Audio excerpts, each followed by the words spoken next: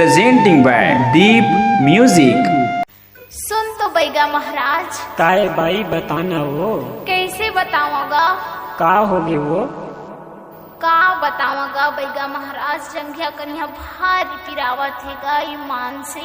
दे तू उतार के चावल देखन दे वो ले देत होगा एमा तो कसर हर जनामत है वो तब बने कर देगा बैगा महाराज, बने कर देगा।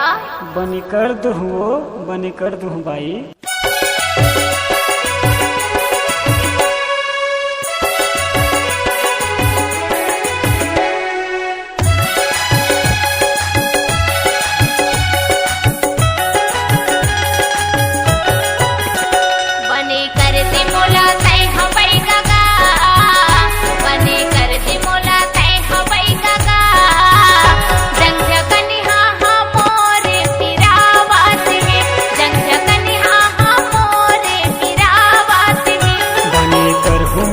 तोला बाई वो बनी कर मैं तोला बाई वो तोर तन माँ कसर है जनावत है, तोर तन माँ कसर है जनावत है।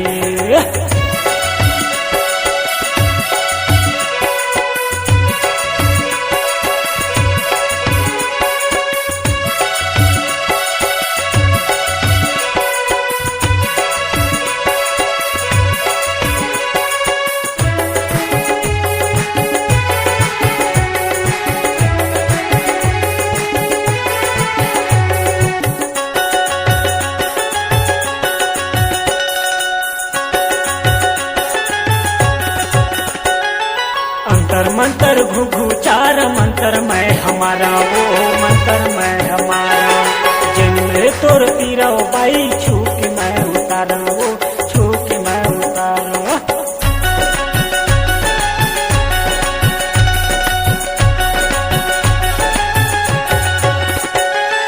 अंतर मंत्र घुघु चार मंत्र मैं हमारा वो मंत्र मैं हमारा जन्म तोर तीरा बाई छू के मैं उतारा वो छू के मैं उतारा। जय काली कलकत्ते वाली तेरे वचन जय खाली चार गोर चार गुड़े के 12 गोड़ में रख नाले सुशंभु के मोर बड़े भाई मालिक लखन तीजव मधु लक्ष्य परमेश्वर बंजारे दुजेंद्र चेतन कुंवर भानु बंजारे शोभा पात्र के फूके फू कैसे लागी से वो थोकन बने लागी से गा मैं तोला बाई वो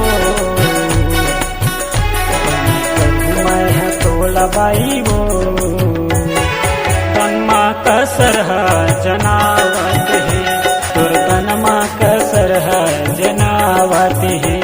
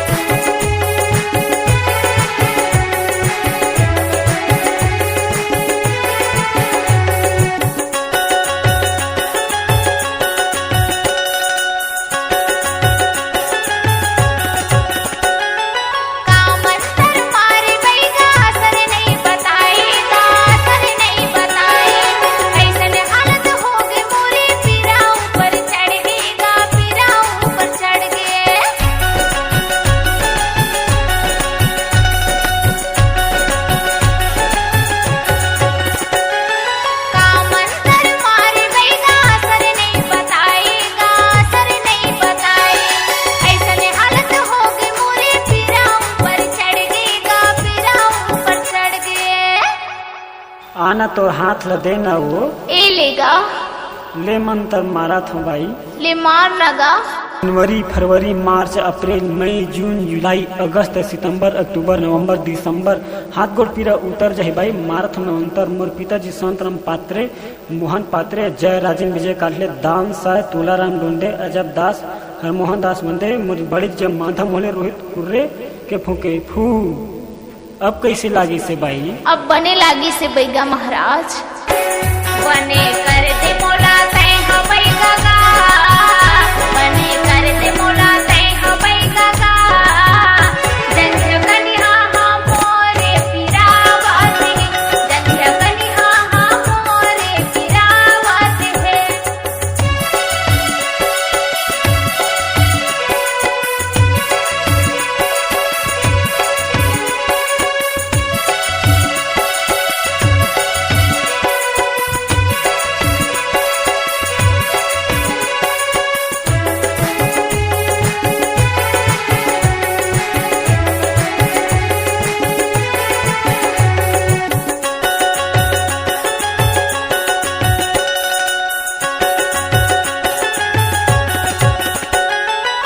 मंगल बाबा के फूके भाई समारू बाबा के फूके वो शशि भैया के फूके भोले बाबा दिया बाती बैठ गीता भैया के झारे वो गीता भैया के झारे।